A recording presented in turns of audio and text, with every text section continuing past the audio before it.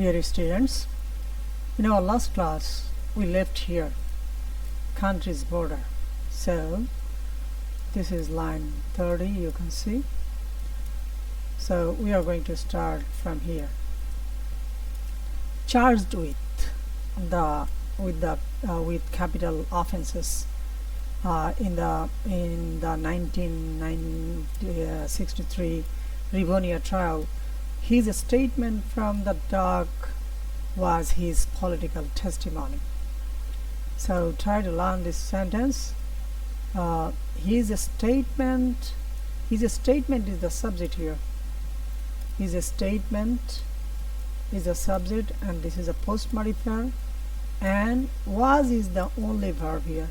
His statement was. Statement is singular, so it is singular. His statement was his political testimony. Testimony means সাক্ষ্য প্রমাণ। তাহলে তার স্টেটমেন্টটা ছিল political testimony, his political testimony, তার রাজনৈতিক সাক্ষ্য প্রমাণ। তাহলে এখন কোন স্টেটমেন্ট? একটা post modifier, from the dock. Dock থেকে, ডক হলো কাঠগড়া, যেখানে ওই যে যাহা বলিব সত্য বলিব এরকম বাংলা সিনেমায় দেখে না, বা বাংলাদেশের কোর্টগুলোতে যে ওখানে আসামি যে দাঁড়ায়, তো এই সেইটাকে বলা হয় ডক। আবার জাহাজ রাখে যেখানে জাহাজের মাল ওঠানামা করে, সেটাকেও ডক বলা হয়। যেমন কমার্সে একটা কথা আছে, ডক চার্জ, জাহাজ ভাড়া, ঠিক আছে। তাহলে ডক মানে এই ডক, এই যে সিনোনিম অ্যান্টোনিমের ব্যাপার। তো এখানে কিন্তু এই ডক বলতে ওই সবকে বোঝাচ্ছে না, এখানে আদালতের কাঠগড়াকে বোঝাচ্ছে। সেই জন্য তোমাদের সিনোনিম অ্যান্টোনিমের ক্ষেত্রে এইভাবে যদি অর্থগুলো পড়ো, তাহলে তোমার গ্রামারে কোথাও কোনো সমস্যা হবে না। তো দেখো, এই ফ্রেজটা আমরা বোঝার চেষ্টা করি। এখানে একটা আর্টিকেল আছে। কেন আর্টিকেল? তারিখের পূর্বে কেন আর্টিকেল বসলো? আসলে তারিখের পূর্বে আর্টিকেল বসে নাই, এখানে এই ট্রায়ালটা হলো হেডওয়ার্ড, রিভোনিয়া ট্রায়াল। সো আসলে পুরো সেন্টেন্সটা বোঝার চেষ্টা করি। চার্জড উইথ, এখানে চার্জ মানে অভিযোগ করা। তাহলে চার্জড, অভিযোগ করা হয়েছে এমন বা অভিযুক্ত। তো আমি এটা বলেছিলাম যে এর আগে বিইং, আফটার বিইং, হ্যাঁ, তারপরে বিভিন্ন রকমের বিকজ অফ বিইং, এরকম বিভিন্ন রকমের ফ্রেজ যুক্ত করে অর্থটা করতে হবে। তো charged with capital offences. Offence মানে আমরা জানি অপরাধ, তাহলে ক্যাপিটাল মানে হলো বড়, ক্যাপিটাল লেটার বড় হাতের অক্ষর। ক্যাপিটাল অফেন্সেস মানে হলো যেগুলো মৃত্যুদণ্ডের যে অপরাধ, বড় ধরনের অপরাধ, সেই বড় অপরাধে এখানে আমরা যোগ করি না আফটার বিং চার্জড, অভিযুক্ত হওয়ার পরে। কোথায়? In the 1963 Rivonia trial. তো এখন আসো, ট্রাই মানে বিচার করা। দেখো, ট্রাই অর্থ আমরা জানি চেষ্টা করা, কিন্তু ট্রাই অর্থ বিচার করা, সেখান থেকে আবার ট্রায়াল। তো দেখো, ট্রাই থেকে নাউন হলো ট্রায়াল, সো ট্রায়াল মানে হলো বিচার, হ্যাঁ। তো এখন রিভোনিয়া ট্রায়াল মানে হলো রিভোনিয়ার বিচার। দ্যাট ইজ, রিভোনিয়া হলো একটা জায়গার নাম। কোথাকার একটা জায়গা? সাউথ আফ্রিকার একটি জায়গার নাম হলো রিভোনিয়া, ঠিক আছে। তোমরা অনলাইনে সার্চ দিলে দেখবে Rivonia is the suburb of South Africa, মানে সাউথ আফ্রিকার একটি শহরতলি। ওই যে অনলাইনে সার্চের কথা বলেছি, অনলাইনে যখন সার্চ দেবে তখন সব কিছুই পাবে। হ্যাঁ, এর আগের ক্লাসও বলেছিলাম যে বিশ্বের কোন দেশের রাজধানী তিনটি, একটি দেশের রাজধানী তিনটি, আর সেটি হলো কোনটা? South Africa. তো এগুলো নিয়ে তোমরা অনলাইনে সার্চ দেবে, সার্চ দিয়ে অনেক জ্ঞান অর্জন করবে, তাহলে তোমরা ভালো করতে পারবে যে কোনো কিছুতে। তো এখন দেখো, রিভোনিয়া ট্রায়াল কত সালের? Rivonia trial 1963। So this is a modifier for this Rivonia trial. Okay, so trial কি? Trial, Rivonia trial. তার রিভোনিয়া একটা মডিফায়ার কিন্তু। সো 1963 সালের যে রিভোনিয়া ট্রায়াল, তাহলে এই পুরোটা একটা ট্রায়াল। সো এই ট্রায়ালের পূর্বে এই দুইটা বসছে। সো দেখো, এই যে সালটা, এটা কিন্তু এখানে মডিফায়ার হিসেবে কাজ করেছে, রিভোনিয়াটা মডিফায়ার হিসেবে কাজ করেছে, ঠিক আছে। তো দেখো, বিং চার্জড অথবা after being charged with capital offences in 1963 Rivonia trial. 1963 সালের রিভোনিয়া ট্রায়ালে অভিযুক্ত হওয়ার পরে, হ্যাঁ, বা অভিযুক্ত হয়ে, হ্যাঁ, his statement from the dock থেকে, কাঠগড়া থেকে তার statement was his political testimony. আর স্টেটমেন্টটা কি? এই যে এখানে স্টেটমেন্টটা আমরা একটু পরে দেখছি। তো এখন একটা কাজ করি, এই যে আমরা রিভোনিয়া ট্রায়ালের কথা বলেছি, আমরা রিভোনিয়া ট্রায়ালের আমরা কিছু ছবি চিত্র দেখে আসি। তো দেখো, অনলাইনে যদি সার্চ দাও তুমি রিভোনিয়া ট্রায়াল সম্পর্কে অনেক কিছু জানতে পারবে।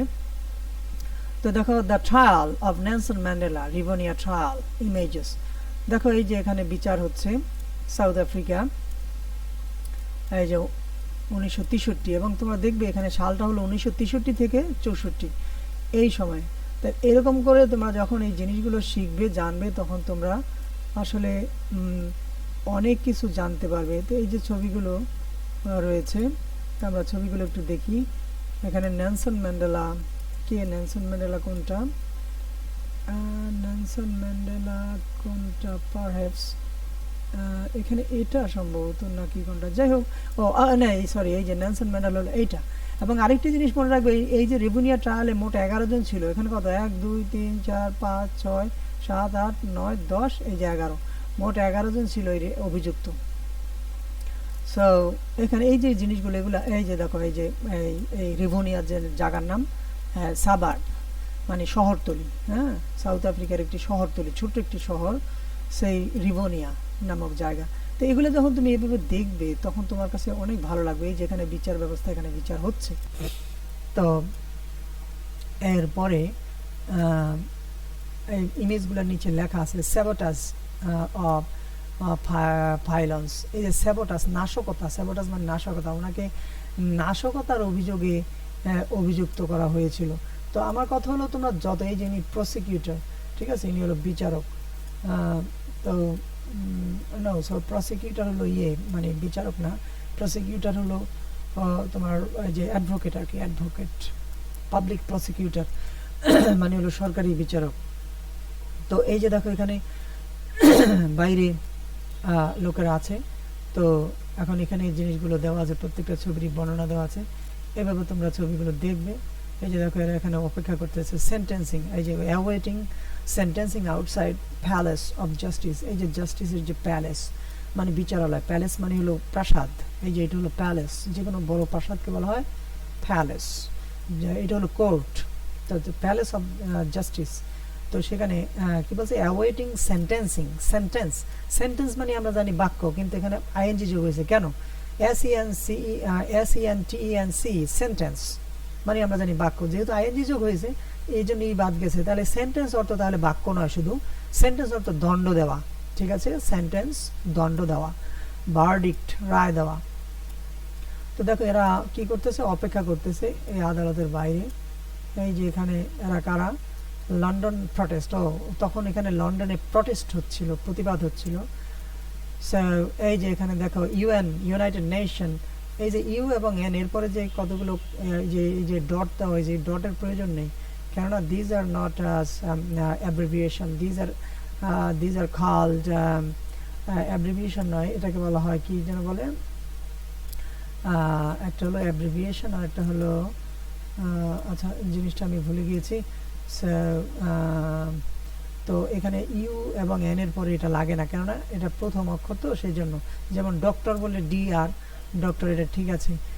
এটাকে বলা হয় অ্যাক্রোনিম, এটাকে বলে অ্যাক্রোনিম, ঠিক আছে। তাহলে ইউর পরে এন এর পরে এটা লাগে না, কারণ ইউতে United, N A nation. Debating session on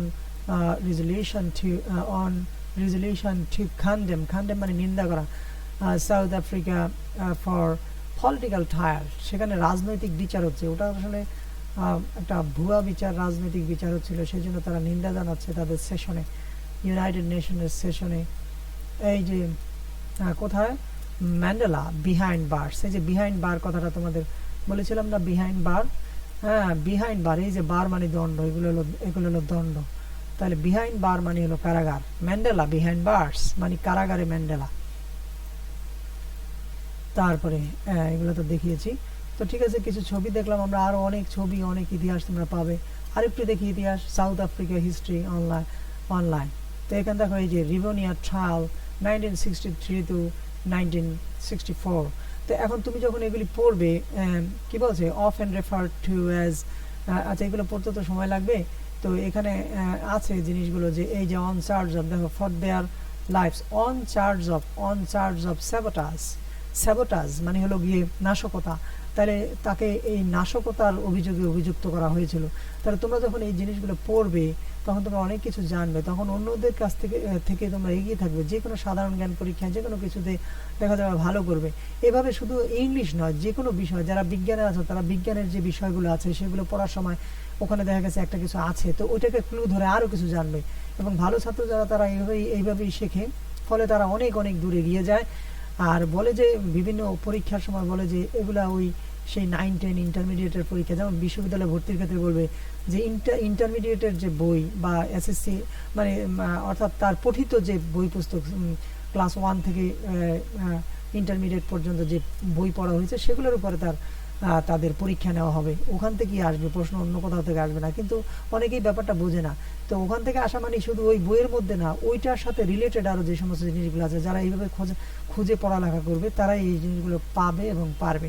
যেমন তোমরা এখানে যদি প্রশ্ন করা রিভোনিয়া ট্রায়ালে কতজন ছিল, 11 জন, এবং কত সালে হয়েছিল, 1963 থেকে 1964 সাল পর্যন্ত এই বিচারটা হয়েছিল। তো আসো আমরা রিভোনিয়া ট্রায়াল, তার রিভোনিয়া, what is রিভোনিয়া? রিভোনিয়া is a suburb, এটা হলো একটা মানে শহরতলি, ছোট একটি শহর, ঠিক আছে। সো এখন দেখো রিভোনিয়া ট্রায়াল মানে হলো রিভোনিয়ার যে বিচার। তো দেখো এই জিনিসগুলো যখন তুমি দেখবে তখন তোমার আসলে ব্রেনটা খুলে যাবে, তোমার কাছে একটু অন্যরকম লাগবে, শিক্ষা দিকে পড়ালেখা ভালো লাগবে। তো সেভাবে তোমরা পড়ার চেষ্টা করো। তাহলে প্রথম সেন্টেন্সটা বুঝছো যে তার যে ডক থেকে যে তার যে স্টেটমেন্ট, তার যে বর্ণনা, এই যে স্টেট অর্থ বর্ণনা করে, এর আগেও আর এই শব্দটা পাওয়া গেছে, স্টেট অর্থ বর্ণনা করে, স্টেটমেন্ট বর্ণনা, তার যে বর্ণনা, ডক থেকে যে বর্ণনা, সেটাই ছিল তার পলিটিক্যাল টেস্টিমনি, তার রাজনৈতিক সাক্ষ্য প্রমাণ। যেমন কি সেই বর্ণনাটা কি ছিল, এই যে বর্ণনাটা এখানে ইনভার্টেড কমার ভিতরে দিয়েছে। তোমাদের কিন্তু ক্যাপিটালাইজেশন পাংচুয়েশন আছে সেকেন্ড পেপারে 11 নম্বর প্রশ্নে, তাহলে এগুলো যদি ভালো করে দেখো তাহলে ওগুলো তো সমস্যা হবে না। তো দেখো এই যে ইনভার্টেড কমা দিয়েছে, এখানে শুরু হয়েছে, শেষ হয়েছে কোথায়, শেষ হয়েছে এখানে। তার মানে হলো এই দেখো এই যে এখানে শেষের পরে এই যে এখানে কমা বসছে, এখানে ফুল স্টপ বসছে, কারণ কি সেন্টেন্সটা এখানে শেষ হয়েছে। হ্যাঁ, তো এখন আসো আমরা তাহলে এই জিনিসগুলো খেয়াল করলে তোমার ক্যাপিটালাইজেশন পাংচুয়েশন সেই সমস্ত জিনিসগুলো তোমরা পারবে। দেখো সে কি বলেছিল, তার পলিটিক্যাল যে তার যে স্টেটমেন্টটা সেটা কি, ডিউরিং মাই লাইফ টাইম, আমার জীবদ্দশায়, আই হ্যাভ ডেডিকেটেড মাইসেলফ, আমি আমাকে ডেডিকেট করেছি। দেখো ডেডিকেট মানে উৎসর্গ করা, তো উৎসর্গ করলে কিসের প্রতি, টু অর্থ প্রতি এবং দিকে, মনে রাখবে শুধু এই দুটো কথা বলেছি এর আগেও। তো আই হ্যাভ ডেডিকেটেড মাইসেলফ, এই যে ডেডিকেটেড পরে টু হয়, ডেডিকেটেড পরে টু হয়, কন্ট্রিবিউটেড পরে টু হয় না, এগুলোর কোনো প্রয়োজন নেই। কন্ট্রিবিউট মানে হলো অবদান রাখা, তাহলে কন্ট্রিবিউশন অবদান, তো কিসের প্রতি অবদান, সমাজের প্রতি, ওই প্রতি, সেই প্রতি, উন্নয়নের প্রতি।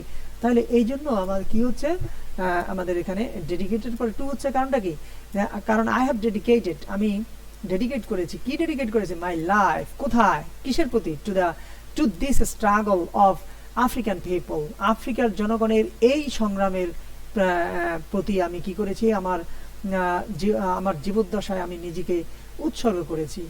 I have fought, এই যে ফাইটের পরে এগেইনস্ট হবে, কেন এগেইনস্ট হবে, এগেইনস্ট ইজ যে প্রিপোজিশন, সেকেন্ড পেপারে 2 নম্বর আইটেমটা হলো প্রিপোজিশন। তো হঠাৎ করে তোমরা প্রিপোজিশন পারবে কিভাবে, তোমরা যদি এইগুলি যে ভালো করে না পড়ো, এগুলি পড়লেই তুমি ওগুলো পারবে, সব কিছুই পারবে। তো দেখো আই হ্যাভ ফট এগেইনস্ট হোয়াইট ডমিনেশন, ডমিনেট মানে কর্তৃত্ব করা, সেখান থেকে ডমিনেশন মানে কর্তৃত্ব বা শাসন। হ্যাঁ, ডমিনেটর তো কর্তৃত্ব করা, শাসন করা, অত্যাচার করাও আছে, কারণ ডমিনেট করতে গেলে সেখানে অত্যাচারের ব্যাপারটা এসে যায় পরোক্ষভাবে। তো দেখো আই হ্যাভ ফট, আমি যুদ্ধ করেছি, এখন তুমি যে যুদ্ধ করেছো কার বিরুদ্ধে, তো এগেইনস্ট কথাটা আসবেই। সো পড়তে হবে না, বলতে হবে না যে ফাইটের পরে এগেইনস্ট প্রিপোজিশন বসে, হ্যাঁ, কোনো সময় সবসময় ফাইটের পরে এগেইনস্ট হবে না। যেমন I have fought for my country, বা I fought for my country in 1971, 1971 সালে আমি অথবা আমার বাবা কি করেছিল, যুদ্ধ করেছিল। তাহলে ওখানে তো ফাইটের পরে ফর হলো, কারণ কিসের জন্য, কোনটার পক্ষে সেটা, আর এটা হলো বিপক্ষে, বিরুদ্ধে, বিপরীতে, ঠিক আছে, এখানে বিপরীত হবে না। যেমন সে লোন নিয়েছিল এগেইনস্ট হিজ ল্যান্ড, তার জমির বিপরীতে, নট বিপক্ষে, জমির বিপরীতে লোন নিয়েছিল, তাহলে এগেইনস্টের অর্থ বিপক্ষে আছে, বিপরীতও আছে। তো এখন দেখো আই হ্যাভ ফট এগেইনস্ট হোয়াইট ডমিনেশন, আমি শ্বেতাঙ্গদের যে শাসন, হ্যাঁ, সে অত্যাচার বা শাসন, সেটার বিরুদ্ধে আমি কি করেছি, যুদ্ধ করেছি। অ্যান্ড আই হ্যাভ ফট এগেইনস্ট ব্ল্যাক ডমিনেশন, কিছু কালো লোকও আছে হয়তো ধনী, যারা ওদের সাথে ও চামচামি করে হয়তো সুবিধা নেয়, তো তাদের বিরুদ্ধে, মানে কথা হলো যে সব ধরনের ডমিনেশনের বিরুদ্ধেই আমি, সাদা এবং কালো, কৃষ্ণাঙ্গ বা শ্বেতাঙ্গ, সব ধরনের ডমিনেশন বা কর্তৃত্বের বিরুদ্ধে বা শাসনের বিরুদ্ধে আমি কি করেছি, যুদ্ধ করেছি। তারপর দেখো এখানে একটা ইয়ে শেষ হয়ে গেল। তারপর দেখো আই হ্যাভ চেরিশড, চেরিশ মানে হলো লালন করা, যেমন হৃদয়ে আমরা লালন করি না সেভাবে। আই হ্যাভ ডিসাইডেড দ্য, আবার দেখো টেন্সের ব্যাপার, এখানে দেখো এই ইনভার্টেড কমার ভিতরে, সেই জন্য ওই তখন যে টেন্সে বলেছিল সেই টেন্সেই হবে। সেজন্য I have decided the ideal of, ideal মানে হলো আদর্শ, ঠিক আছে। আইডল, আইডল আইডিয়ালি, আইডল মানে অলস, আর আইডিয়াল, আইডল মানে পুতুল, আর আইডিয়াল আইডিয়াল কাছাকাছি। এই সমস্ত এই যে কনফিউজিং যে ওয়ার্ডগুলো, এগুলো ভালো করে পড়ে ফেলবে, নোট রাখবে, একটা ছোট একটা নোট রাখবে, ওখানে নতুন নতুন শব্দগুলো লিখবে। আবার যখন তুমি এই বইটা তুমি 1 বছর পড়বে, এই যে ফার্স্ট ইয়ারে এই ফার্স্ট ইয়ার কিন্তু চলে যাচ্ছে, সেকেন্ড ইয়ারে কিন্তু সেকেন্ড পেপার আসবে, সেকেন্ড ইয়ারে কিন্তু ফার্স্ট পেপার পড়া হবে না, অতএব ফার্স্ট পেপারের সময় চলে যাচ্ছে। আর এই যে যারা যারা এখন সেকেন্ড ইয়ার আছে তাদের 2-1 মাস বলছে পরীক্ষা পেছাতে পারে, কিন্তু তোমাদের কিন্তু পরীক্ষা পেছানোর প্রশ্নই আসে না, কারণ তোমরা হলো তাদের পরে, এরা দেবে 21 সালে, তোমরা দেবে 22 সালে। সো 22 সালে পরীক্ষা পেছানোর কোনো প্রশ্নই আসবে না। তো সুতরাং এই সময় চলে যাচ্ছে, তোমার ফার্স্ট ইয়ার জুনে শুরু হয়েছে, জুনে তো ইয়ার শুরু হয়, তার পরবর্তীতে এই তোমার কিন্তু আর এই সময়টাকে দিবে না। তো সুতরাং সময় কিন্তু চলে যাচ্ছে খুব দ্রুত গতিতে। ফার্স্ট ইয়ার থেকে কিছুদিন পরে দেখবা প্রমোশন টেস্ট আসবে, ফার্স্ট সেমিস্টার পরীক্ষা আসবে, এরপরে আরেকটা প্রমোশন টেস্ট বলা হয়, বাস এই দুটো পরীক্ষা দিবে, এই দুটো পরীক্ষা দেওয়ার পরে এই ধাপ এসে যাবে। এই যে আরেকটা পরীক্ষার সময় এসে গেছে। তো সুতরাং কথা হলো প্রথম পরীক্ষার সময় এসে যাচ্ছে। তো এই ফার্স্ট পেপার যদি এখনো না ধরার, পড়ালেখা না করো, সেকেন্ড ইয়ারে গিয়ে কেউ ধরবে না, তো সুতরাং এগুলো আর পড়া হবে না। এইভাবেই হচ্ছে কিন্তু জিনিসগুলো। তো এই জন্য বলছি এগুলো তোমরা খেয়াল করো এবং পড়ালেখা করো। ফার্স্ট ইয়ারে সব ফার্স্ট পেপার শেষ করো, হ্যাঁ। সেকেন্ড ইয়ারে গেলে ফার্স্ট পেপার কেউই ধরবে না, কোনো সাবজেক্টের জন্যই নয়। ফার্স্ট ইয়ারে ফার্স্ট পেপার, সেকেন্ড ইয়ারে সেকেন্ড পেপার, এটা হলো ফার্স্ট ইয়ারে ফার্স্ট পেপার গুরুত্ব দেবে। দেখো I have cherished the ideal, আমি কি করেছি, আদর্শগুলোকে চেরিশ করেছি, লালন করেছি। কিসের আদর্শ?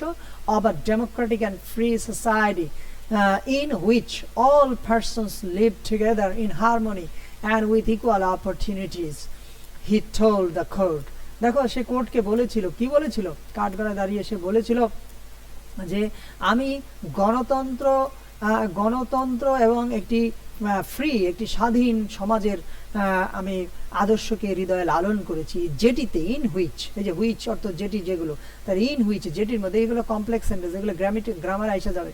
এই যে কমপ্লেক্স সেন্টেন্স, এই যে হুইচ সাবঅর্ডিনেটিং কনজাংশন, এর আগে একটি ক্লোজ, পরে আরেকটি ক্লোজ, ইন হুইচ, এই দুটো মিলে সাবঅর্ডিনেটিং, এটা হলো কনজাংশনাল ফ্রেজ। তো দেখো এখানে আমি এমন একটা কি বলেছি, এমন একটি আদর্শকে আমি লালন করেছি, গণতন্ত্র এবং স্বাধীন সমাজের আদর্শকে লালন করেছি, ইন হুইচ, যেটির মধ্যে, যেটিতে অল পারসনস লিভ টুগেদার, যেখানে সমস্ত মানুষ একত্রে বাস করে, কিভাবে, ইন হারমোনি, মিলের মধ্যে, ঐক্যের মধ্যে, অ্যান্ড উইথ ইকুয়াল অপরচুনিটিস, এবং সমান সুযোগ সুবিধার মধ্যে সবাই যেখানে বসবাস করে। হি টোল্ড দ্য কোর্ট, তিনি কোর্টকে বলেছিলেন। ইট ইজ অ্যান আইডিয়াল, এটি একটি আদর্শ। এই দেখো ইট ইজ অ্যান আইডিয়াল, এই যে দেখো যে গ্রামেটিক্যাল সমস্ত জিনিসগুলো আমি কিন্তু ব্যাখ্যা করে যাচ্ছি, সুতরাং এগুলি যদি খেয়াল করো তোমার সমস্যা হবে না। ইট is an ideal, so ideal is a noun. দেখো এখানে একটা আইডিয়াল নাউন, এই নাউনের একটা মডিফায়ার হয়ে যাচ্ছে এখানে। কেমন, এই যে এই মডিফায়ার কি করে, মডিফাই করে, যুক্ত করে, আগে বসেও যুক্ত করতে পারে, পরে বসেও যুক্ত করতে পারে ওই নাউনটা, নাউন বা প্রোনাউন সম্পর্কে যেটা যুক্ত করে, সেটা হলো অ্যাডজেক্টিভ। আচ্ছা, অ্যাডজেক্টিভ আর অ্যাডভার্বগুলো মডিফায়ার, এর আগের সব ক্লাসগুলো বলেছি। ইট ইজ অ্যান আইডিয়াল, এটি একটি আদর্শ। কোন আদর্শ, কি ধরনের আদর্শ? এই আদর্শ সম্পর্কে দেখো আরো কিছু বলেছে। আই হোপ, যে আদর্শ, হুইচ আই হোপ, অথবা দ্যাট আই হোপ, এখানে হুইচ বা দ্যাট কথাটা নাই, কারণ I say he will pass the exam, I say he will pass the exam, I say that he will pass the exam, এখানে that কনজাংশনটা উজ্জ আছে। তো দেখো এখানে দ্যাট, এরকম ছোট ছোট ক্লোজের মধ্যে এই কিছু কনজাংশন উজ্জ থাকতে পারে, যেমন দ্যাট, হুইচ, সেগুলা উজ্জ থাকতে পারে। ইট ইজ অ্যান আইডিয়াল, এটি একটি আদর্শ। দ্যাট, যেটি, অর হুইচ, যেটি, আই হোপ, আমি আশা করি, টু লিভ ফর, যেটির জন্য আমি বেঁচে থাকতে আশা করি, অ্যান্ড টু অ্যাচিভ, এবং যেটি অর্জন করতে আমি আশা করি। ঠিক আছে, তাহলে দেখো ইট ইজ অ্যান আইডিয়াল, এটা একটি আদর্শ। কেমন আদর্শ, কি ধরনের আদর্শ, এই আদর্শ সম্পর্কে আরো কিছু যোগ করে এটা হলো একটা ক্লোজ হয়ে গেছে, কারণ এখানে সাবজেক্ট আছে, ভার্ব আছে। আমরা সাবজেক্ট ভার্ব থাকলে সেটাকে বলি ক্লোজ, বড় বাক্যের যেখানে সাবজেক্ট এবং ভার্ব থাকে সেটাকে বলি আমরা ক্লোজ, আর যেখানে সাবজেক্ট ভার্ব থাকে না সেটাকে আমরা বলি ফ্রেজ। সাবজেক্ট ভার্ব থাকে না এরকম কিছু শব্দ সমষ্টিকে বলি আমরা ফ্রেজ। তো দেখো এটা একটা আদর্শ। কোন আদর্শ, কি ধরনের আদর্শ? আই হোপ, হ্যাঁ, যেটি আমি আশা করি, টু লিভ ফর, যেটির জন্য, এই যে ফর হুইচ, এখানে দাও for which I hope to live, for which I hope to live, দেখেছো এই যে ফরটাকে তুমি এখানে নিয়ে আসো। ইট ইজ অ্যান আইডিয়াল, এটি একটা আদর্শ। ফর হুইচ, যেটির জন্য, একটু আগে দেখিয়েছি ইন হুইচ, এই যে এখানে দিয়েছি in which, by which, on which, তাহলে হুইচ অর্থ যেটি যেগুলো, তাহলে অন হুইচ যেটির উপরে, বাই হুইচ যেটির দ্বারা, ফর হুইচ যেটির জন্য। তা দেখো এখানে ফর হুইচ দিয়ে দাও, তাই ইট ইজ অ্যান আইডিয়াল, এটি একটি আদর্শ।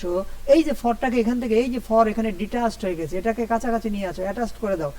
ইট is an ideal for which, যেটির জন্য, আই হোপ টু লিভ, যেটির জন্য আমি আশা করি, টু লিভ বাঁচতে, এখন আর এটার দরকার নাই, অ্যান্ড টু অ্যাচিভ, দেখেছো, তাহলে to live and to achieve, for which I hope to live and to achieve, যেটার জন্য আমি বাঁচতে চাই এবং কি করতে চাই, অর্জন করতে চাই।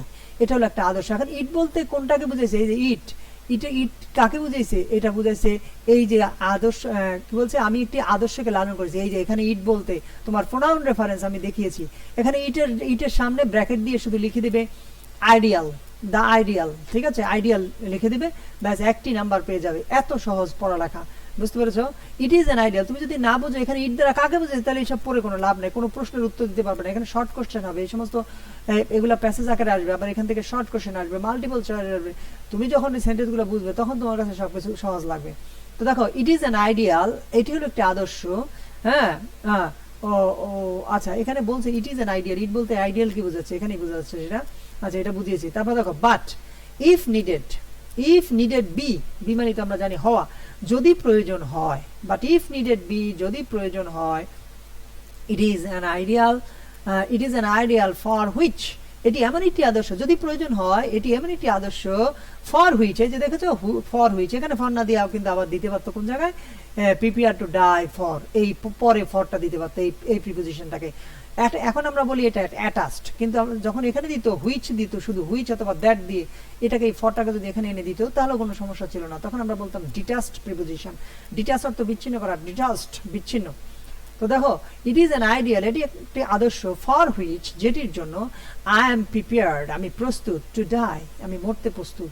ঠিক আছে, এখন দেখো ওইভাবে বলে it is an ideal which I am prepared to die for, তাহলে এই ফরটা কিন্তু এখানে চলে আসতে পারে। তাহলে এই যে প্রিপোজিশনে দক্ষতা অর্জন করা, এভাবেই তুমি প্রিপোজিশনে দক্ষ হবে, আর তখনই সেকেন্ড পেপারে তুমি 5 নাম্বার, প্রিপোজিশনে 5টি নাম্বার তুমি পাবে।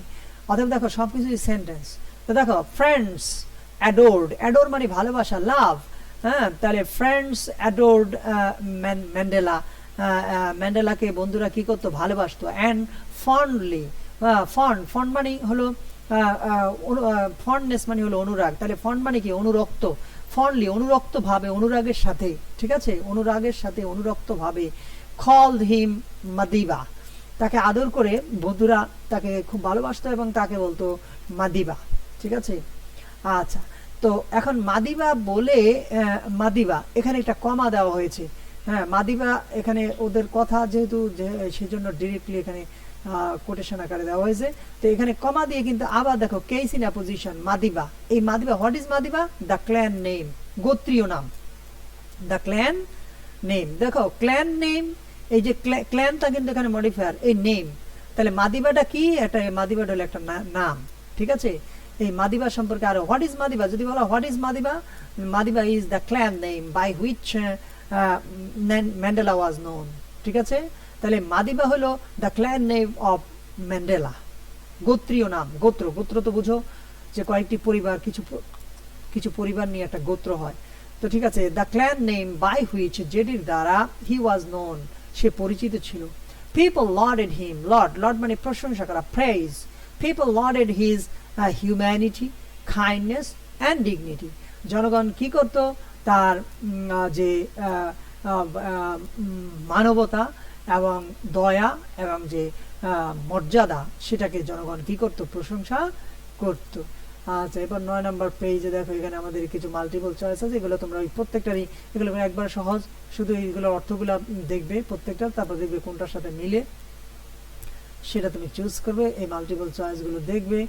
10 নম্বর পেজেও মাল্টিপল চয়েস, এরপরে রয়েছে এখানে কিছু প্রশ্ন, এই সমস্ত প্রশ্নগুলোর জবাব দেবে, এগুলো চর্চা করবে বিভিন্ন নোট গাইডের মধ্যে।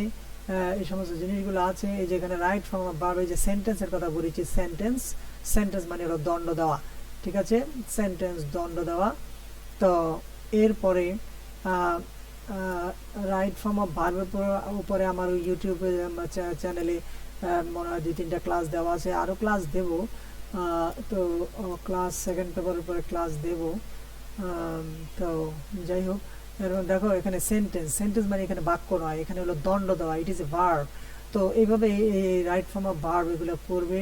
এখানে রিঅ্যারেঞ্জমেন্ট দেওয়া আছে, এই জিনিসগুলো চর্চা করবে, যত বেশি চর্চা। এটি পরীক্ষায় আসবে কি আসবে না এটা তো বইয়ের মধ্যে দেওয়া আছে, এটা পরীক্ষা আসলে কি করবে। তো সুতরাং এগুলো গুরুত্ব দিয়ে এই জিনিসগুলো করবে, ঠিক আছে। শুধু কেবল পরীক্ষায় কি আসবে, কোত্থেকে আসবে, অল্প অল্প পড়াশোনা করা, এইসব পড়াশোনা দিয়ে কিচ্ছু করতে পারবে না। তার চেয়ে অনেস্টলি কিছু পড়ালেখা করো, নিজের সামর্থ্য সম্পর্কে একটু ভাবো। আচ্ছা, তো আমরা একটা কাজ করি, এখন আছে আমরা এই 12 নম্বর পেজে আমরা লেসন 3 এবং এই ইউনিটের লাস্ট পার্ট আমরা শুরু করি, যেহেতু আমাদের হাতে এখনো সময় আছে। হ্যাঁ, তো এখন দেখো টু ওমেন, দুইজন মহিলা সম্পর্কে আমরা এখানে পড়বো। তো read the following text on two women of extraordinary achievement and answer the question that follow. তো দেখো এই কি করো, এই এক্সট্রাঅর্ডিনারি দুজন মহিলার যে দুজন মহিলার যে এক্সট্রাঅর্ডিনারি অ্যাচিভমেন্ট, অর্জন সম্পর্কে পড়ো এবং প্রশ্নগুলোর উত্তর দাও। কোন প্রশ্নগুলো? দ্যাট ফলো, যেগুলো অনুসরণ করে, যে প্রশ্নগুলো অনুসরণ করে, দ্যাট ইজ এই প্যাসেজের পরে যে প্রশ্নগুলো আছে সেগুলোর উত্তর দাও। দেখো ভ্যালেন্টিনা তারাসকোভা, এবং তার সম্পর্কে বলা হয়েছে বর্ন অন 6 মার্চ, এখানে কমা দিলে ভালো হয়, 6 মার্চ 1937। লেখার অনেক স্টাইল আছে, এখানে মার্চ 6 কমা দিয়ে 1963 এইভাবে লেখা যায়, 6 মার্চ 1963, দ্যাটস অলসো ওকে। আবার অবলিক দিয়ে লেখা যায়, ঠিক আছে। তো এই সাধারণত এই মাসটা উল্লেখ করে দিয়ে তারিখ দিলে সেটাই ভালো হয়। তো যাই হোক, এখন দেখো আমরা দেখতে পাচ্ছি, we can see the picture of Valentina Tereshkova. Valentina Tereskova was born in the village of এই যে এগুলো জায়গার নাম, এগুলো নিয়ে অত চিন্তা করার দরকার নাই, মানে ইন দ্য ভিলেজ অফ, এই যে কি বলছে, মেসলেননিকোভো, হ্যাঁ, এই গ্রামে জন্মগ্রহণ করেছিল। হ্যাঁ, তারপরে এই যে একটা জায়গার নাম, এই ডিস্ট্রিক্টে, ইন দ্য সেন্ট্রাল রাশিয়া, হ্যাঁ, রাশিয়ার কেন্দ্রস্থলের মানে সেন্ট্রাল পর্যায়ে এই জেলাতে, এই গ্রামে সে জন্মগ্রহণ করেছিল। তার this women is a Russian women, women, women বহুবচন যখন হবে তখন হবে উইমেন, উমেন, উমেন সিঙ্গুলার যখন হবে তখন উমেন, আর যখন প্লুরাল হবে তখন women. Tereskovan's father was a tractor driver. Tereskovar বাবা ছিল একজন tractor driver, and her mother worked in a textile plant. এই যে দেখো প্ল্যান্ট, আমরা জানি প্ল্যান্ট অর্থ চারা গাছ, তাহলে এখানে কি টেক্সটাইল, টেক্সটাইল মানে তো হলো গিয়ে ওই যে তোমার বস্ত্র, তাহলে বস্ত্র আর চারা গাছ না, এটা প্ল্যান্ট হলো মিল, কারখানা, ঠিক আছে, স্থাপনা। হ্যাঁ, প্ল্যান্ট, বায়োগ্যাস প্ল্যান্ট মানে বায়োগ্যাস গ্যাসের যে কারখানাটা, মানে যেটা তৈরি করে, যেখান থেকে বায়োগ্যাস উৎপন্ন হয়, সেটাকে আমরা কি বলি? Biogas plant. তাহলে প্ল্যান্ট মানে একটা স্থাপনা, একটা মিল, কারখানা। তাহলে টেক্সটাইল প্ল্যান্ট মানে টেক্সটাইল কারখানায় সে কি করতো? কাজ করতো, টেক্সটাইল মিলে কাজ করতো। Tereskova began school in 1945 at the age of 8. হ্যাঁ, 1945 সালে 8 বছর বয়সে তেরেস্কোভা স্কুল শুরু করেছিল, বাট লেফট স্কুল ইন 1953। কিন্তু 1953 সালে, কয় বছরের মধ্যে, হ্যাঁ বিয়োগ করে দেখবে, 7-8 বছরের মধ্যে সে কি করেছিল? স্কুল ত্যাগ করেছিল। and continued her education through, এই যে থ্রু মধ্য দিয়ে, এর প্রিপোজিশন, continued her education, তার শিক্ষা চালিয়ে গিয়েছিল থ্রু ডিস্টেন্স লার্নিং। দেখো চমৎকার একটা কথা, ডিস্টেন্স লার্নিং, এই যে লার্নিং, শিক্ষা, ডিস্টেন্স লার্নিং, এই যে ইট ইজ এ মডিফায়ার, অথচ ডিস্টেন্স মানে দূরত্ব, এটা কিন্তু একটা নাউন, দূরত্ব একটা নাউন, ঠিক আছে। ডিস্ট্যান্ট মানে দূরের, সেটা অ্যাডজেক্টিভ, কিন্তু এই ডিস্টেন্সটা একটা নাউন, নাউন অ্যাডজেক্টিভ, তোমাদের মডিফায়ার থাকবে, নাউন অ্যাডজেক্টিভ ব্যবহার করো, এই যে নাউন অ্যাডজেক্টিভ, ডিস্টেন্স লার্নিং। তো দেখো সে যে তার পড়ালেখা চালিয়ে গেছিল কিভাবে? ডিস্টেন্স লার্নিং এর মাধ্যমে, দূর শিক্ষণের মাধ্যমে। যেমন আমাদের আছে ওপেন ইউনিভার্সিটি আছে না, বা অনেকে আছে বিদেশি ইউনিভার্সিটি থেকে, বাংলাদেশে থেকে বিদেশি ইউনিভার্সিটিতে পড়ালেখা করে অনলাইনের মাধ্যমে। So that are those learning are called distance those learning systems are called distance learning.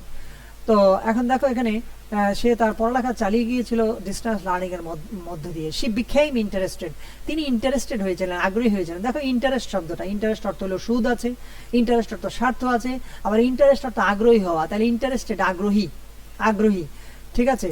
তো এখন দেখো শি বিকেম ইন্টারেস্টেড, তিনি আগ্রহী হয়েছিলেন, কিসের মধ্যে আগ্রহী হয়েছিলেন, তাহলে এখানে তো ইন হবেই। যেমন I am interested in writing, আমি লেখায় আগ্রহী। I am interested in reading, আমি পড়ায় আগ্রহী। বা I am interested in honest work, আমি সৎ কাজে আগ্রহী।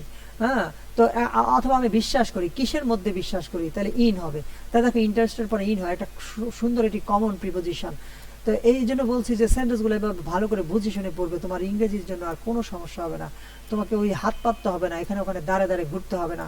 হ্যাঁ, যেটা ছাত্ররা দেখা যায় যে আত্মবিশ্বাস হারিয়ে তারা কাজের কাজটি না করে, নিজের যে সামর্থ্য আছে, নিজের যে শক্তি আছে, সেটাকে গুরুত্ব না দিয়ে যত রকমের 2 নম্বরই পন্থা আছে সেগুলি খোঁজে। কোথায় প্রশ্ন তৈরি হয়, কোথায় মানে কি হয়, হ্যাঁ, কোথায় গেলে 2 নম্বরই করা যাবে, পরীক্ষায় কীভাবে কাটটা দেখবো, এই যে এই সমস্ত এগুলো না করে তুমি যে একটা মানুষ, সে মানুষ হিসেবে তুমি যদি বিশ্বাস করো, তোমার যে সামর্থ্য আছে, তোমার যে মগজ আছে, ঘিলু আছে, সেটাকে যদি সেটার প্রতি যদি বিশ্বাস থাকে, তাহলে দেখা যায় যে তুমি অনেক ভালো কিছু করতে পারো। সো আমি বলবো এই সমস্ত 2 নম্বরের সমস্ত চিন্তা ভাবনা বাদ দিয়ে কিছু লেখাপড়া করো, তাহলে আর এই যে এগুলো লজ্জার কথা। তুমি যখন কিছু পারো না, অন্যটা দেখো, 2 নম্বরই পন্থা অবলম্বন করো। শিক্ষা চুরি আর গরু চুরি সমান কথা। তো সুতরাং কথা হলো এই যে চুরিদারি এগুলো হচ্ছে, তো আমাদের দেশে বাবা মা কি করে, ছেলেকে নকল সরবরাহ করে পরীক্ষা ভালো করার জন্য, পাশ করার জন্য। লজ্জার কথা। এই সমস্ত বাবারা এদের চরিত্র ধ্বংস করে দিচ্ছে এবং এদের ভবিষ্যৎ ধ্বংস করে দিচ্ছে। হ্যাঁ, একটা সার্টিফিকেট নিয়ে আসে, তাতে লাভ হয় কি? কোনো লাভ হয় না। শিক্ষিত নামের একটা গরু, একটা ছাগল। হ্যাঁ, ঠিক আছে। তো she became interested in parachuting, সে ইন্টারেস্টেড হয়েছিল প্যারাশুটিং এ। প্যারাশুটিং বুঝছো তো, প্যারাশুটের মাধ্যমে যে সে নামে, তো এখানে ভার্ব থেকে আসছে প্যারাশুট। ইন প্যারাশুটিং এর মধ্যে তিনি ইন্টারেস্টেড হয়েছিলেন। ফ্রম এ ইয়াং এজ, একবারে ছোটবেলা থেকে তিনি দূরশিক্ষণে লেখাপড়া করছেন, কিন্তু সে আগ্রহী হয়েছিল প্যারাশুটিং এ। And trained in sky diving. Dive মানে এই যে ডাইভ শব্দটা হলো ডুব দেওয়া, পানিতে ডুব দেয় বা কোথাও ডুব দেয়, ডাইভ। তো ডাইভার হলো ডুবুরি। স্কাই ডাইভিং মানে আকাশে ডুব দেওয়া। তো আকাশে ডুব দেওয়া মানে কি? অর্থাৎ ওই প্যারাশুটের মাধ্যমে যে নামে বা প্যারাশুটের এই যে নামার যে প্রক্রিয়াটা, সেটাই হলো স্কাই ডাইভিং, অথবা আকাশে উড়ে বেড়ানো। হ্যাঁ, এই যে এটাই হলো বিমানের থেকে যে পড়ে প্যারাশুটের মাধ্যমে, সেটাকে বলা হয় sky driving. And trained, became trained. দেখো এখানে কিন্তু ট্রেইন মানে সে প্রশিক্ষণ দেয় না, ট্রেইন মানে প্রশিক্ষণ দেওয়া। ট্রেনার, ট্রেনিং, এই যে কথাগুলো, ট্রেন মানে প্রশিক্ষণ দেওয়া, কিন্তু এখানে ট্রেন্ড প্রশিক্ষণ দেওয়া হয়েছে এমন প্রশিক্ষণ প্রাপ্ত। বিকেম ট্রেন্ড, বিকেম কমন আছে, বিকেম ইন্টারেস্টেড, এই যে she became interested, she became trend. তাহলে দেখো এখানে ট্রেন্ড মানে কখনো প্রশিক্ষণ দিয়েছিল সেরকম নয়, সে প্রশিক্ষণ নিয়েছিল। কোথায়, কিসে প্রশিক্ষণ? বিকেম ট্রেন্ড, প্রশিক্ষিত হয়েছিল কিসে? In sky diving. এই যে ইন প্রিপোজিশনের পরে নাউন করা যায় কিভাবে? ভার্ব থেকে। এই যে স্কাই ডাইভ মানে হলো ওই যে প্যারাশুটের মাধ্যমে যে নামা, সেটা। তাহলে এখানে স্কাই ডাইভটা হলো ভার্ব। তো এখন প্রিপোজিশন প্লাস ভার্ব, মনে রাখবে প্রিপোজিশন প্লাস ভার্ব। আর একটা ভার্ব থেকে নাউন পাওয়া যায় 2 ভাবে, একটা নির্ধারিত, একটা আইএনজি যুক্ত। ভার্ব থেকে নাউন পাওয়া যাবে 2 ভাবে, একটা নির্ধারিত আর একটা আইএনজি যুক্ত। যেমন রাইট থেকে রাইটিং, রিড থেকে রিডিং, এছাড়া কোনোভাবে নাউন নাই। ম্যানেজ থেকে ম্যানেজমেন্ট, প্রিভেন্ট থেকে প্রিভেনশন, কমপ্লিট থেকে কমপ্লিশন, এইভাবে। ডিসকভার থেকে ডিসকভারি, ডেলিভার থেকে ডেলিভারি, এইভাবে নাউনটা হচ্ছে। তো দেখো সে প্রশিক্ষিত হয়েছিল in sky diving, sky diving এ তিনি প্রশিক্ষিত হয়েছিলেন। অ্যাট দ্য লোকাল, কি লিখছে? Aero club. হ্যাঁ, লোকাল যে অ্যারো ক্লাব, এই যে অ্যারো কথাটা আসলেই মনে করবে এয়ারের সাথে সম্পর্কযুক্ত। অ্যারো ক্লাব মানে হলো বৈমানিক ক্লাব, ঠিক আছে, মানে আকাশে উড়ার যে ক্লাব। তো অ্যারোপ্লেন, প্লেন কিন্তু অ্যারোপ্লেন। তাহলে অ্যারো কথাটা আসলেই মনে করবা সামথিং গ্যাসীয় বা বায়বীয় কিছু, কোনো কিছু। তো তিনি স্কাই ডাইভিং, এই যে at a local aero club, অ্যাড বসছে কেন? ছোট জায়গায়, এই জন্য অ্যাড বসছে, ঠিক আছে। তো সে প্রশিক্ষিত হয়েছিল sky diving A at the local aero club. তারপরে এই এখানে আরো কিছু তথ্য যোগ করতেছে। মেকিং হার ফার্স্ট জাম্প, তার প্রথম জাম্প করে। হ্যাঁ, making her first jump at the age of 22 on, এই যে তারিখের পূর্বে অন বসে, এর আগের ক্লাসে বলেছিলাম। অন 22 1 মে 1959, অর্থাৎ 22 বছর বয়সে 1959 সালের 21শে মে তারিখে এশার নামাজের আজান দিয়েছে সন্ধ্যে 7টা বাজে। তো যাই হোক, আমি এখন তৈরি করছি। আসলে এতদিন আমার এই যে আমাদের তোমাদের ক্লাসটা দেওয়ার জন্য বলেছিলাম, কিন্তু আমি এই ইয়েটাকে পিসিটাকে, আমার তো ল্যাপটপ না, এটা হলো ডেস্কটপ, তো ডেস্কটপে নানান ধরনের সমস্যা হয়। তো এই পিসিটা আজকেই মানে কমপ্লিট মোটামুটি হয়েছে, এখন আজকে ক্লাসটা দিচ্ছি। এই আজকে কত তারিখ? 28 তারিখ। এই যে তোমরা এখানে রেকর্ডিংয়ে এখানে দেখতে পাবে তারিখটা, এই যে এখানে। হ্যাঁ, তো সন্ধ্যে 7টা, 11 নভেম্বর, সরি 28 নভেম্বর 2020। যাই হোক, তো এখন সে কি করেছিল? মেকিং, এই যে আইএনজি যুগ হলে করিয়া গিয়া খাইয়া এরকম অর্থ হবে অনেক ক্ষেত্রেই।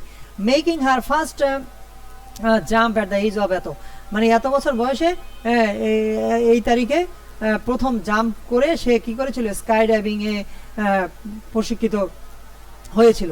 অ্যাট দ্যাট টাইম, ওই সময়ে, শি ওয়াজ এমপ্লয়েড, তিনি নিযুক্ত হয়েছিলেন, ওই সময়ে তিনি নিযুক্ত হয়েছিলেন অ্যাজ এ টেক্সটাইল ওয়ার্কার, একজন টেক্সটাইল ওয়ার্কার হিসাবে নিযুক্ত হয়েছিলেন ইন এ লোকাল ফ্যাক্টরি, একটি স্থানীয় একটি ফ্যাক্টরিতে। এই যে দেখো এখানে প্ল্যান্ট ছিল, এটা টেক্সটাইল প্ল্যান্ট, আর এখানে হলো গিয়ে ফ্যাক্টরি। তাহলে ফ্যাক্টরি, মিল, ফ্যাক্টরি এগুলো একই কথা।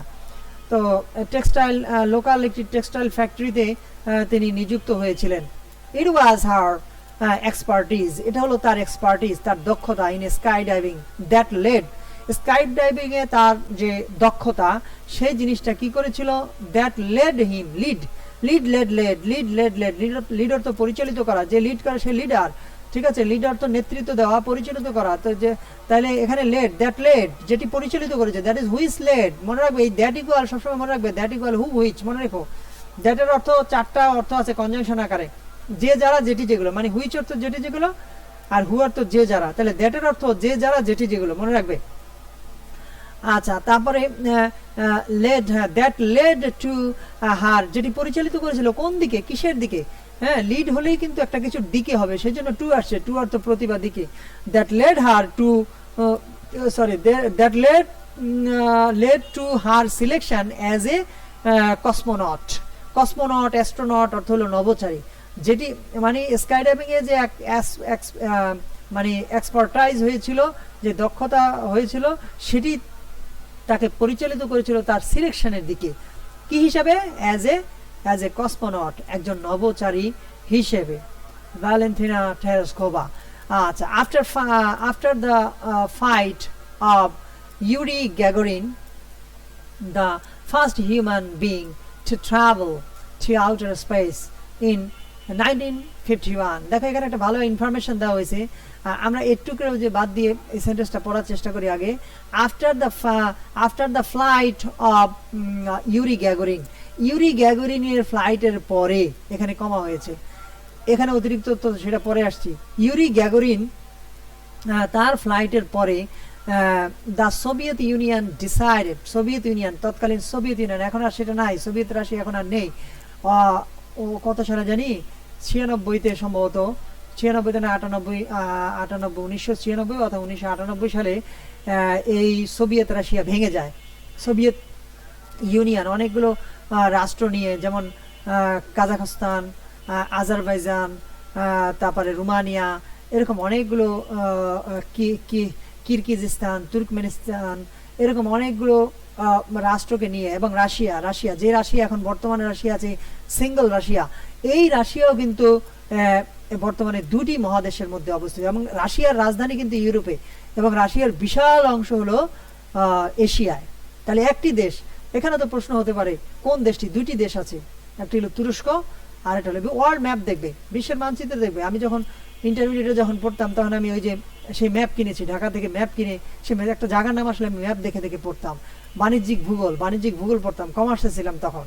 তো বাণিজ্যিক ভূগোল পড়তে গিয়ে দেখা যাচ্ছে বিভিন্ন জায়গায় আসতো, তখন কোন জায়গাটা কোথায়, একটা নিউজ পড়ি, যখন আমরা একটা নিউজ শুনি, এই জায়গাটা কোন জায়গায়, আমেরিকা কোন জায়গায়, রাশিয়া কোন জায়গায়, ওই সাইপ্রাস কোন জায়গায়, আমি যদি জায়গাটাগুলো না চিনি, না জানি, অস্ট্রেলিয়া কোন দিকে, ফিলিপিন কোন দিকে, জাপান কোন দিকে, এগুলো যদি আমরা না জানি, তাহলে একেবারে মূর্খ।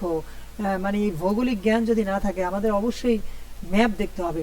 তো এখন এখানে দেখো যে এই যে সোভিয়েত রাশিয়া এখন তো নাই, তুমি তো বলবে খুঁজবে কিরে সোভিয়েত রাশিয়া কোথায়, সোভিয়েত রাশিয়া খুঁজলেও পাবে না। এখন আছে শুধু রাশিয়া, যে রাশিয়াটা এখনো যেটা রাজধানী হলো কোথায়, রাজধানী হলো ইউরোপে, এবং দেশের বেশিরভাগ অংশ হলো তোমার ইয়েতে এশিয়ায়। সো আরেকটি আসে তুরস্কের কথা বলেছি, তুরস্কের ইস্তাম্বুল হলো রাজধানী। তো সুতরাং এরকম এই জিনিসগুলো জানবে, শিখবে, তখন দেখবে তুমি এক্সট্রাঅর্ডিনারি হয়ে যাবে নিজের অজান্তে। অন্যজন তোমার সাথে কুলাবে না, সে বলবে কি রে এত কিছু জানে কিভাবে। তা আসলে এই যে জানা এইভাবে তুমি যখন পড়বে তখনই তো তোমাকে এগুলো খোঁজ করতে হবে। তো এখন বলছে যে after the flight of Yuri Gagarin কে, তার পরিচয় তো এখানে আছে, আমরা একটু পরে আসছি। ইউরি গ্যাগরিনের ফ্লাইটের পরে, উড্ডয়নের পরে, এখানে ফ্লাইট মানে উড্ডয়ন, ফ্লাই থেকে ফ্লাইট নাউন, তার উড্ডয়নের পরে Soviet union decided to send a woman in space মানে হলো মহাশূন্য, ঠিক আছে। তাহলে ইউরি গ্যাগরিনের উড্ডয়নের পরে সোভিয়েত রাশিয়া সিদ্ধান্ত নিয়েছিল একজন মহিলাকে মহাশূন্যে পাঠাতে। আচ্ছা, তো এখন আসো আমরা ইউরি গ্যাগরিন সম্পর্কে আরেকটু জানি। দ্য ফার্স্ট হিউম্যান বিং, সে হলো প্রথম মানব। কি জন্য প্রথম মানব? এই দেখো ফার্স্ট হিউম্যান বিং, এটা একটা, এই হিউম্যান বিং এটা নাউন, কম্পাউন্ড নাউন, ঠিক আছে, হিউম্যান বিং। আচ্ছা, এখানে হিউম্যান বিং এর মধ্যে বিংটাই হলো মূল কথাটা, অস্তিত্ব, আর হিউম্যান হলো মানুষ, মানে মানবিক। এখানে এটা অ্যাডজেক্টিভের কাজ করেছে এখানে বিং এর সাথে। তো যাই হোক হিউম্যান বিংটাই হলো মানুষ, আর বহুবচন হবে হিউম্যান বিংস। তাহলে হিউম্যান বিং নাউন, এর সম্পর্কে দেখো আরো কিছু তথ্য যোগ করেছে। দেখো দ্য ফার্স্ট হিউম্যান বিং, প্রথম মানব। কোন প্রথম মানব? কি জন্য প্রথম মানব? To travel to outer space. এই যে আউটার স্পেস মানে যেখানে সাধারণ মানুষরা যেতে পারে না, এরকম যেগুলো আবিষ্কৃত হয় না ওইরকম জায়গায় যাওয়া, সেটাকে বলা আউটার স্পেস। স্পেস মানে মহাশূন্য, আর আউটার স্পেস মানে এমন জায়গা যেখানে কেউ এখনো যায়নি বা জানে না, অজানা, মহাশূন্যের অজানা জায়গাকে বলা আউটার স্পেস। আর স্পেস মানে হলো মহাশূন্য। তাহলে মহাশূন্য আর আউটার স্পেস মানে স্পেস, আউটার স্পেস, এটা আরো বেশি মানে যেটা আমরা চোখে হয়তো দেখি মহাশূন্য কিছু দেখা যায়, আর এটা মোটে দেখাই যায় না বা বিজ্ঞানীরাও জানে না। ওইরকম মহাশূন্যের ওইরকম জায়গাগুলোকে বলা হয় আউটার স্পেস। হ্যাঁ, তাই সেই আউটার স্পেসে ট্রাভেল করার জন্য, ভ্রমণ করার জন্য ছিল প্রথম মানব। তাহলে সে প্রথম মানব কেন ছিল? এইটার জন্য প্রথম মানব ছিল, to travel in outer space. তাহলে এই কথাটা, এটা হলো এটার জন্য একটা পোস্ট মডিফায়ার। সো এই এত কিছু সেন্টেন্স পড়ার পরে এবং এইভাবে বোঝানোর পরে তোমার সেকেন্ড পেপারে মডিফায়ারে তোমার সমস্যা থাকবে না। সো সময়টা নষ্ট না করে এগুলো পড়ো, দেখবে অটোমেটিক সেকেন্ড পেপার পড়া হয়ে গেছে নিজের অজান্তে। তোমার এখন ফার্স্ট ইয়ারের কাজ হলো সেকেন্ড পেপার নিয়ে টানাটানি করার দরকার নেই। ফার্স্ট ইয়ারের কাজ হলো ফার্স্ট পেপার পড়া। এখন যদি তুমি সেকেন্ড পেপার নিয়ে শুধু ওই রাইট ফর্ম অফ বারবার কি করে প্রিপোজিশন আর কি আর্টিকেল এগুলো যদি তুমি পড়ো, এগুলি তো সারা জীবন পড়ে আসছো, ক্লাস 10 পর্যন্ত বহু পড়া হয়েছে, রুলস এই সমস্ত জিনিসগুলো বইয়ের মধ্যে আছে। তো এখন যদি তুমি এগুলো পড়ো তাহলে তোমার সারা জীবন গেলে এগুলো পড়তে পারতো, তাহলে এটা পড়বা কখন? এটা পড়া হবে না। So please listen to me and read this book. এই বইটা পড়ো, কোনো সমস্যা থাকলে জিজ্ঞাসা করো। আমি বলেছি এর আগেও, সময়টা চলে যাচ্ছে, আর শিক্ষক কিন্তু সব পড়িয়ে দেবে না, সময় তো যাচ্ছে, পড়াবে কখন শিক্ষকরা? পড়ানো হবে না, এইভাবে বইগুলো খালি থাকে। তো সেজন্য বলছি পড়ো। আমি একটা জিনিস পড়াচ্ছি, তুমি অন্য আরেকটা আছে ওগুলো পড়ো। যদি কোনো সহযোগিতা লাগে, সহায়তা লাগে বলো। অ্যাজ এ টিচার হিসেবে এদের দায়িত্ব তোমাকে সহযোগিতা করা। হ্যাঁ, খুব কম স্টুডেন্ট দেখা যায় প্রশ্ন করে। হ্যাঁ, সেদিন দেখেছিলাম জয়নাল স্যারের ইয়েতে একটা ছেলে প্রশ্ন করেছে, তো দেখে ভালো লাগলো যে একটু জিজ্ঞাসা করেছে কি জানো এটা কিভাবে হলো, ওটা কিভাবে হলো, সেটা বিজ্ঞানের। এইভাবেই তো শিক্ষকদেরকে ছাত্ররা প্রশ্ন করবে, সেখানে নাইস, গুড, হ্যাঁ, এই যে এই সমস্ত কথাগুলো না বলে সেখানে কি করবে ছাত্ররা টিচারদেরকে প্রশ্ন করবে যদি না বোঝে। এবং প্রশ্নটা বিভ্রান্ত করার জন্য কিংবা ওই ফাজলামি করার জন্য নয়, প্রশ্নটা করবে জানার জন্য, এবং প্রশ্নের মধ্যে অবশ্যই ভদ্রতা থাকতে হবে। আমি শিক্ষক হিসেবে এটাই আশা করি। তো যাই হোক, আর আমার যে এই ক্লাসগুলো, আমি জানি আমার ক্লাসের কি মূল্য আছে কি নাই, কিন্তু কেউ যদি আমার ক্লাসে কেউ লাইক না দেয়, কেউ যদি কমেন্ট না করে, তাতে আমার কোনো সমস্যা নাই। হ্যাঁ, কারণ I know what I do, হ্যাঁ, what is the weight of my class, I know. আচ্ছা, তো দেখো এটাকে পাঠানোর জন্য ইয়ে করেছিল অন 16 ফেব্রুয়ারি 1952। কি লিখছে এখানে?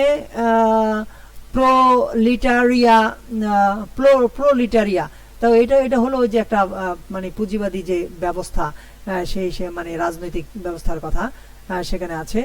প্রোলিটারিয়া Valentina Tereshkova was selected for this project. এই প্রজেক্টটার জন্য তাকে কি করা হয়েছিল, সিলেক্ট করা হয়েছিল from among more than 400 applicants.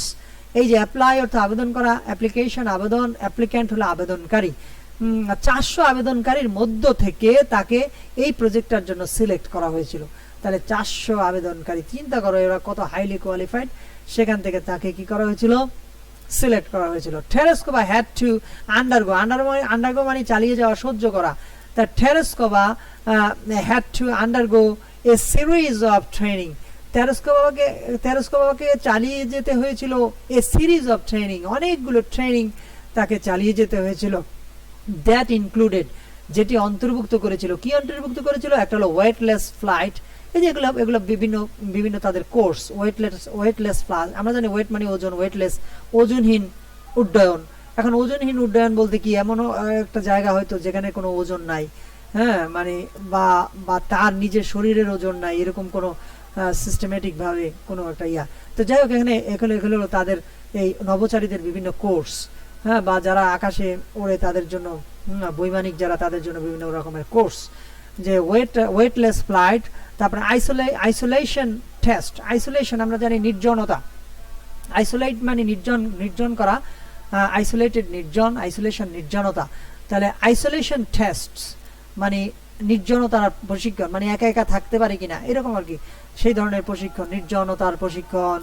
তারপরে সেন্ট্রিফিউজ টেস্ট, এগুলো বিভিন্ন রকমের টেস্টের নাম। আমরা জানি সেন্ট্রিফিউজ মানে কি, অর্থাৎ ওই যে ছড়িয়ে দেওয়া, পানি ছড়িয়ে দেওয়ার যে যন্ত্র, সেটাকে বলা হয় সেন্ট্রিফুগাল পাম্প। তো যাই হোক, এই সেন্ট্রিফিউজ টেস্ট, তো এই টেস্টগুলো এগুলো সব ওদেরই টেস্ট। তারপর রকেট থিওরি মানে তত্ত্ব, রকেট তত্ত্ব। তারপরে স্পেস ক্রাফট ইঞ্জিনিয়ারিং, হ্যাঁ, মহাশূন্যের যে এই যে ক্রাফট মানে জাহাজ, ক্রাফট অর্থ হলো জাহাজ, এটা একটা কম্পাউন্ড নাউন। স্পেস মানে মহাশূন্য, আর ক্রাফট মানে হলো জাহাজ। তাহলে স্পেস ক্রাফট মানে মহাশূন্য জাহাজ, দ্যাট ইজ নভোযান, ঠিক আছে। তো এয়ারক্রাফট মানে যে স্পেস ক্রাফট, তো এটা বুঝছো। তারপরে স্পেস ক্রাফট ইঞ্জিনিয়ারিং। তারপরে 120 parachute jumps and pilot training in এই জেট ফাইটার, এই নামের যে জেট ফাইটার, এগুলোর মধ্যে ট্রেনিং। তাহলে এই যে এগুলো হলো সবগুলো হলো কি series of training. These are training. So যদি বলা হয় name some trainings that Valentina Tereshkova কি জানি বলছি পারফর্মড অর ডিড, তো তাহলে সেই নামগুলো কি হবে, এই যে এগুলা weightless fighting, isolation test, centrifuge test, rocket theory, তারপরে spacecraft engineering, 120 parachute jump. না, এটা তো ইয়ে না, এটা হলো 120টি জাম্প করেছে সে, 120 বার সে জাম্প করেছে।